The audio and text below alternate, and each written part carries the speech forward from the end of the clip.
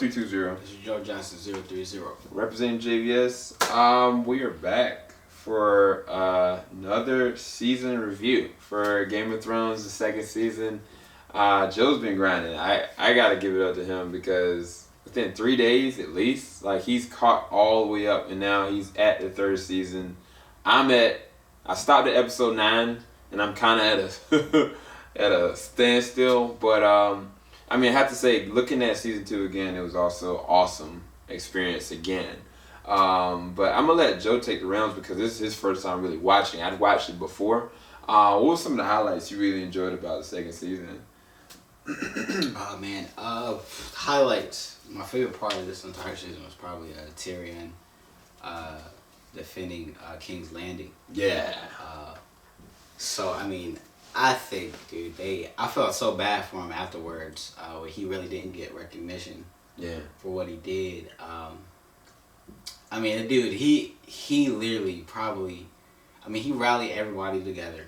Not only that, but blew up half the fleet. Yeah. That was attacking. Which was just epic. Like they would have all died. Yeah. They would all. They would have been wiped out. Yeah. The planning he put in behind that was just superb. And then, shoot, the rest is history, man. Yeah. That's probably the highlight for the entire season for me. Yeah. For me, it was a lot going on with Jon Snow, and just everything he was dealing with this other group that's on the other side of the wall, the Wildlings. And when he gets intercepted by them, he's put in a compromising situation because now he's got a female contact. And he should have killed her, but he didn't. And that was ramifications with that. You know what I'm saying? And I like the way that they're going with it because you start to realize that the value of the crows in general. Like for them, like people were, I guess, saying through history that there were these comings of these things that were White Walkers or the Wildlings, like they were myths. Now we realize that they're not myths. Like there is a real reality to the situation, and I think that was one of the biggest platforms for this season for me, especially looking at the very last episode, seeing Samwell in the situation he was in. I was like, how are they supposed to stop this? You know what I'm saying? And I thought that was really commendable, but there's a lot that was going on in this season too. Anything else you could kind of think of, or characters kind of stood out for you in general for the second season? Theon, him betraying, that sucked. That was bad. That sucked. I think for me it was, I can understand why, but then again too, I felt like it was dramatified a lot. I feel like it was dramatified a lot. But at the same time, he did mention that there's like a point that he crossed that he couldn't go back. Yeah. Which makes sense. Makes sense. But it's just a douchebag move, like beyond a douchebag move, like it's unredeemable. Scum. Yeah.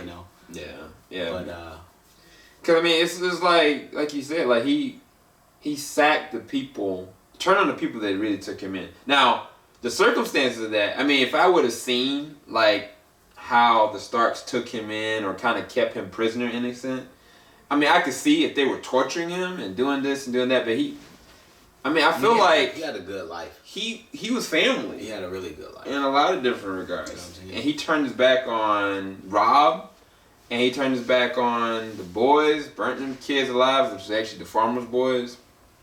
But what goes around comes around. That's all I can really say right now. But that really was pretty shocking. And then even with Joffrey, like in the way that he's handling Sansa, and like I don't know. The dude had her dad killed, and he's just torturing her essentially. Belittling her, and it's just like she's in a really bad situation up until the last part of this episode. But even then, it's like I don't see how she's gonna get out of it. But I think one thing I will say about this is that looking at Jaime Lannister, this season I started to like him, which I didn't think I would, given like how much of a heel he is and his play with being like, you know, the Kingslayer or whatever. He's really been put in a vulnerable situation being captured like he was. And the more and more I see his character progress, the more I see there's more layers to him other than him messing around with his sister, more than him being such a, you know, I don't know, a jerk in general, like with everything, with everyone. There's more to his character. So I think that I thought that this season kind of added more layers and compounds to it. But it's a lot of different characters. I mean, you got the Hound, who randomly just betrayed Joffrey because of the fire. He was like, nah, I ain't with this. He's like, F the king. He's like, I ain't with this. Like, get this. F the king, man. I was like, yo. And then peace. The Stark daughter, Arya, she's doing her own thing. Like, she's crazy. Yeah. She's gonna, in my opinion, she's gonna end up being like that one that's just gonna end everybody. She's born to end lives. But I don't know. It's so many different characters. But what I'll say about the show, and I think I talked to Jarrell about this a little bit, is that coming from the first season, coming to this season, they branched off into so many different other factions and other characters. Like, I mean, Stannis Baratheon is, what is it, Robert's brother? And he's the one that's attacking them. And like that whole backstory, it's like you don't know the meat behind it, but that's an intricate part to this story arc. And I think that's where the show itself excels, is that even though you got all these different things that are being pulled in and pushed out, it never ceases to amaze you. And I mean, like we keep on saying, like, don't hold on to any character. Anybody can die at any moment. But I really do like the show. I think that the second season is moving forward. But what's your kind of final thoughts on the second season versus the first season? I think they definitely add a lot more elements to it. I mean, and they really take the characters through a journey. Yeah. That isn't predictable. Yeah. What I really like about it. So, I mean, they do a good job of that, taking you through their stories.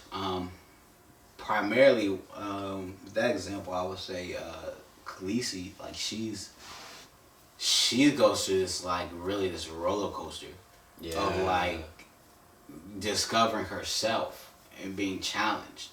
Because, I mean, she's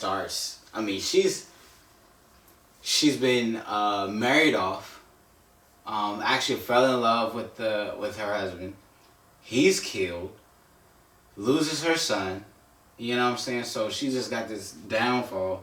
Then from that, she's got these dragons, so she's like, guys, has this come up. And then after that, like, they were taken. So it's like she's constantly this, you know what I'm saying, back and forth with her. And it's great.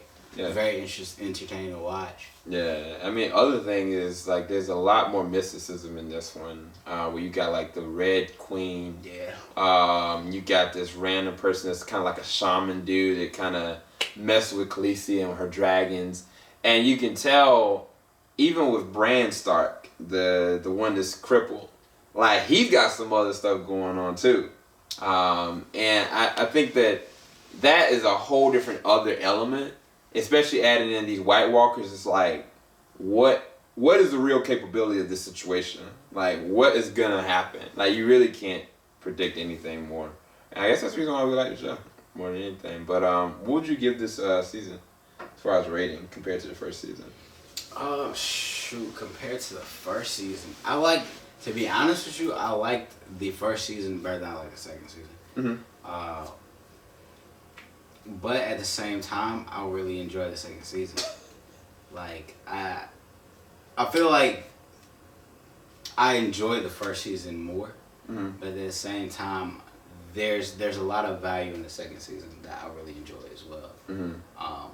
But I think that just goes down to preference. Yeah. I think that's more to do with what I like as my personality versus the actual quality of the craft of what they've made. So, with that being said, I mean, I would rate this, man, probably a 9. As far as a rating. Yeah. I was actually thinking the same thing. I mean, they don't miss a step, really. Like, I mean, it just, because everybody got opportunities to expand every single character, you know, and so I was thinking a 9 out of 10 too. I can't wait. Well, I can't wait for you to watch the third season. I'm already on the third season. I got one more episode to go, and unless they let me down ultimately, I'm probably gonna give the third season a 10. That's my only spoiler that I have. It's fire. I'm gonna give the third season a 10 so far. So season 3 is fire. Okay. So that's all I can say. I'm just preparing myself. Yeah, he's not ready. He's not ready. But hopefully y'all enjoyed our review for the season 2 of Game of Thrones. Yes. Keep it locked. JVS, we ain't gonna stop. And stay tuned. We got a lot more coming y'all's way. Peace.